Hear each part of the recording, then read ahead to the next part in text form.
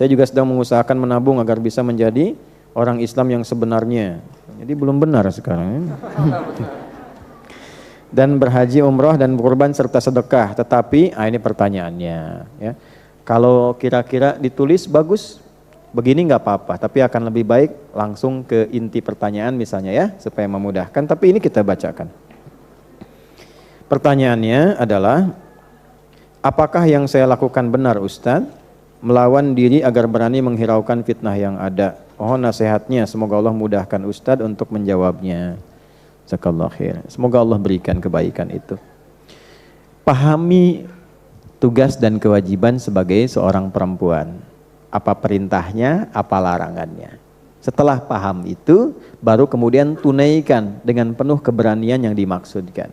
Misal, apakah menuntut ilmu juga berlaku untuk perempuan? Ya. Bahkan Nabi punya jadwal khusus pengajian untuk para perempuan. Ibu-ibu, terus gantian di rumah siapa, harinya ada. Dan menariknya, setelah itu termotivasi sampai salah satu istri Nabi yang mulia, Sayyidah Aisyah radhiyallahu taala anha, itu saking banyaknya ilmunya, ulama berkomentar sepertiga ilmu di dunia ini dimiliki Sayyidah Aisyah. Beliau itu belajar ilmu kedokteran, Bu. Dan pakar di bidang-bidang tafsir, fikih. Kemarin saya mendalami tafsir Tahrir wa Tanwir, materi disertasi kami itu, kita menemukan betapa faqihnya Sayyidah Aisyah. Ya, memberikan koreksi terhadap seorang sahabat yang salah memahami satu makna ayat, dikoreksi oleh beliau. Sayyidah Aisyah itu. Demikian para perempuan. Kampus di antara kampus pertama yang menampilkan ilmu-ilmu umum dan keagamaan itu yang inisiasi perempuan. Namanya Fatimah binti Muhammad Al-Fihr. Ya.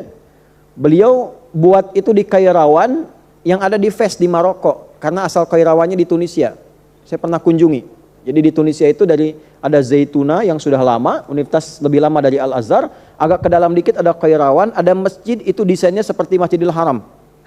Jadi kebuka, tengah-tengahnya itu ada gundakan tinggi sampai ke atas beberapa gundakan seperti ini. Di atasnya itu ada semacam bulatan, terus dimasukkan di situ ada tiang besi sedikit. Lalu disusun ya algoritma dan hitungan-hitungan. Di sampingnya ada satu tiang besi tertancap. Jadi kalau matahari itu bersinar ke situ, memantulkan sinarnya itu ke dalam satu tinggi besi tadi, lalu memantulkan bayangan langsung nunjuk ke waktu sholat. Ya, jadi bukan hanya bayangan, tidak, nunjuknya ke waktu sholat. Jadi begitu bayangannya menunjuk A, sholat duhur, sholat asar, dan itu presisi sekali. Anda bisa bayangkan di zaman itu teknologi belum berkembang, sudah dibuat demikian rupa. Kalau Nabi dulu tancapkan tongkat, lihat bayangan sekian duhur muncul. Mereka sampai hitung waktu duhurnya di mana. Jadi bayangannya sudah memantul, ya. Ketika memantul sinar, bayangannya langsung menunjuk ke arah waktu sholat. Itu yang kami duplikasi di Mira, di pesantren. Ada satu bagian di depan tuh kita sebut jam matahari. Jadi begitu sinarnya menyinari, mantul langsung menunjuk ke waktu sholat. Nah, di situ tinggal seorang yang hebat, senang pengetahuan, ahli ilmu, punya anak-anaknya juga yang luar biasa soleh, rajin tahajud, rajin puasa. Di antaranya Fatimah, ayahnya Muhammad, kakeknya Fihr. Fatimah binti Muhammad Al-Fihr. Mereka kemudian bermigrasi, ya, lalu menetap di Maroko, di Fes. Lalu karena kangen dengan suasana ilmiah itu bikin kampus. Ya, dari masjid dulu bikin masjid, lalu dikembangkan ke pengetahuan. Kampusnya hebat. Bukan hanya dipelajari tafsir, dipelajari di situ matematika, astronomi, macam-macam, sampai dari Eropa belajar ke situ. Dan beliau mendesain sendiri sampai baju toga itu, ya, yang sampai ke topinya, itu juga ada sebagian riwayat mengatakan beliau yang mendesain diantaranya. Lalu dikembangkan kekinian. Ya, yang hitam itu dulu sudutnya itu 4, warnanya hitam. Gambarannya apa? Itu gambaran Ka'bah.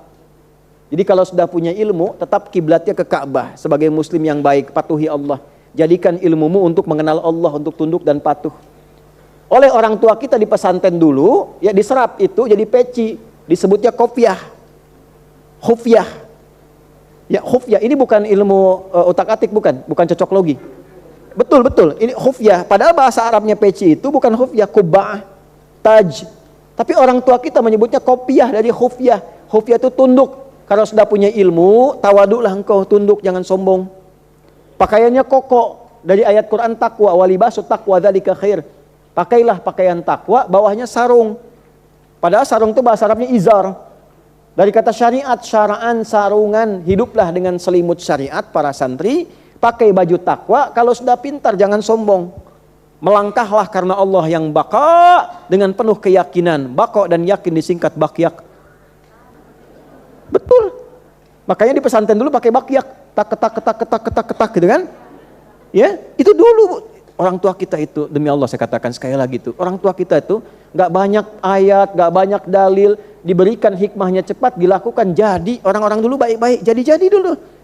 Kalau ulama-ulama betulan, kalau pejabat-pejabat yang tawadu, ya kayak Haji Agus Salim, masya Allah tuh, ya ilmunya, keluasannya, ketawaduannya, kehebatannya luar biasa dan jadi inspirasi.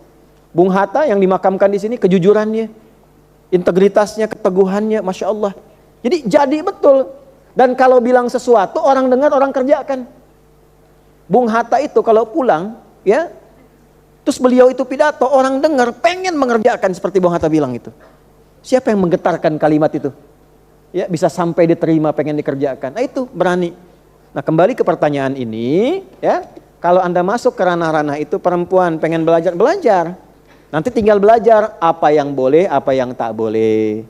Bagaimana keluarnya, penampilannya bagaimana supaya menjaga bebas dari fitnah. Ya, jangan tabarruj. Apa itu tabarruj? Menampakkan sesuatu, mencari perhatian orang makhluk. Cari perhatian Allah, lawannya ihsan.